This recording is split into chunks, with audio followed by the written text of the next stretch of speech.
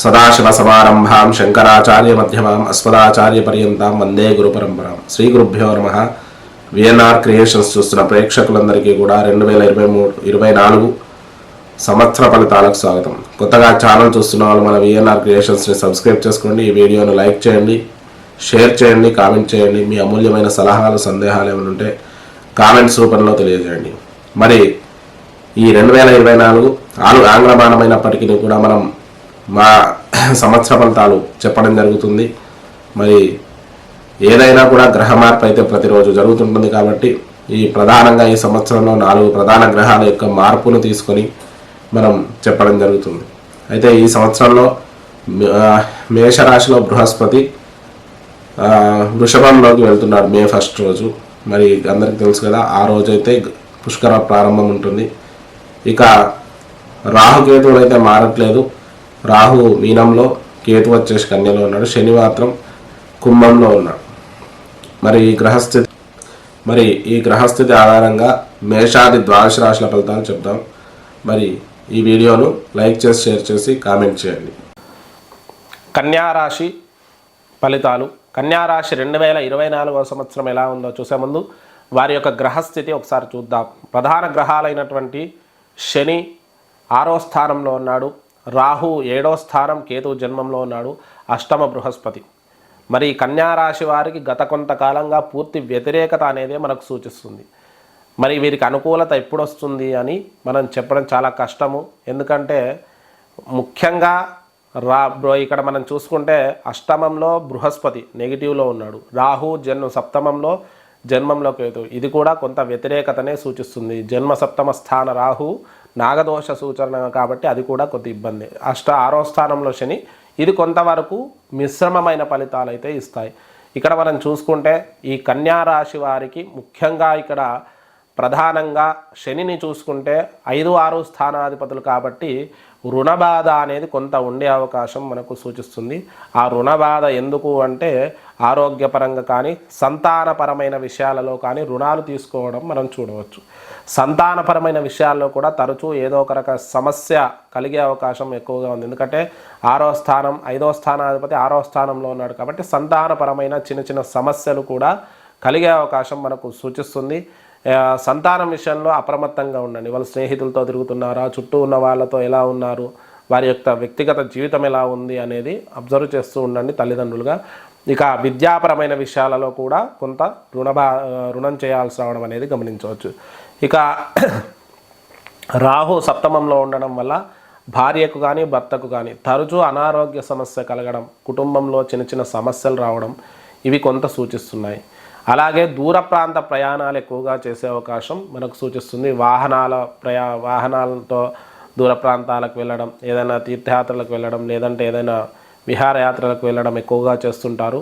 వాహనాలు నడిపేటప్పుడు కొంత అప్రమత్తంగా ఉండండి. ప్రతి విషయంలో జాగ్రత్త వహించడం అనేది చాలా అవసరం. ఆరోగ్య విషయంలో జన్మ కేతువు కాబట్టి కండరాలకు సంబంధించిన అనారోగ్యాలు, సప్తమ రాహు జన్మం మీద దృష్టి ఉంది కాబట్టి ఆరోగ్యపరమైన తీవ్ర సమస్యలు అంటే దీర్ఘకాలిక వ్యాధులు ఏమైనా ఉంటే వాటి వల్ల కొంత ఇబ్బంది కలిగే అవకాశం మనకు సూచిస్తుంది. కాబట్టి ఆ విషయంలో తగు జాగ్రత్తలు వహించండి.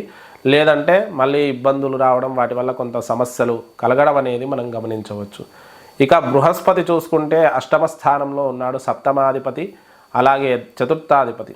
స్థిరాస్తుల విషయం ఏమైనా ఉంటే కొనుగోలు, వాటి లావాదేవీలు ఏమైనా ఉంటే వాటిలో జాప్యం జరగడం, మీరు కొన్న వాటిలో లీగల్ ఇష్యూస్ రావడం, లేదంటే వాహనాలు కొందామంటే ఏదో రకమైన ఇబ్బందులు రావడం, ఇవైతే జరుగుతూ ఉంటాయి.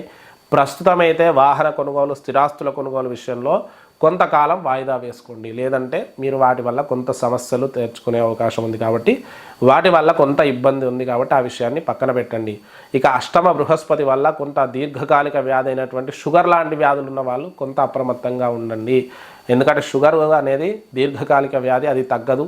కాకపోతే ఈ సమయంలో అష్టమంలో బృహస్పతి ఉండడం వల్ల అది ఎక్కువగా పెరగడం, దానివల్ల కొంత సైడ్ ఎఫెక్ట్స్ రావడం, మిగిలిన ఈ విషయాల్లో ఆరోగ్య సమస్యలు రావడం అయితే ఉంటుంది. కాబట్టి ఆ విషయంలో అప్రమత్తంగా ఉండండి.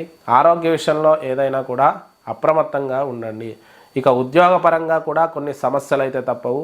ఇక కొత్త ఉద్యోగాలు అయితే ఈ సంవత్సరం మీరు ప్రయత్నిస్తున్నా కూడా తాత్కాలిక గ్రహాల వల్ల ఏమైనా అనుకూలత కలిగితే వచ్చే అవకాశం ఉంది, కానీ లేదంటే డిలే అవుతూ ఉంటుంది. ఉద్యోగంలో ఉన్నవారు మాత్రం సమస్యల నడుమ ముందుకు వెళ్ళాల్సి ఉంటుంది.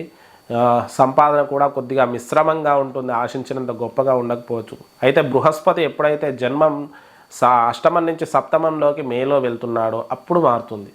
మే తర్వాత వీరికి అనుకూలత అయితే కొంత చేకూరే అవకాశం ముఖ్యంగా సూచిస్తుంది. రాహు నవమస్థానంలో, బృహస్పతి నవమస్థానంలోకి వెళ్తే కొంత ఐశ్వర్య ప్రాప్తి కలిగే అవకాశం మనకు సూచిస్తుంది.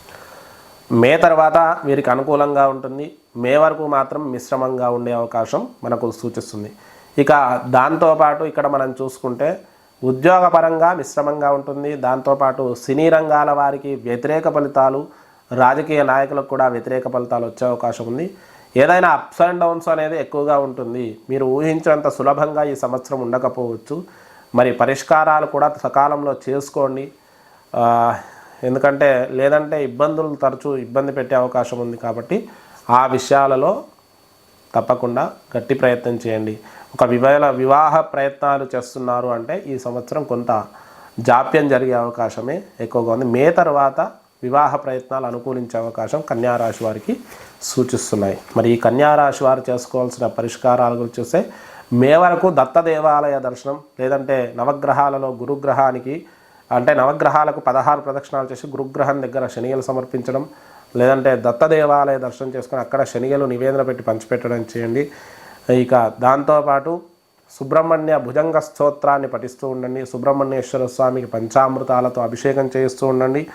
అలాగే సుబ్రహ్మణ్య దేవాలయ దర్శనం చేసుకోండి, దానివల్ల శుభ ఫలితాలు కలుగుతాయి.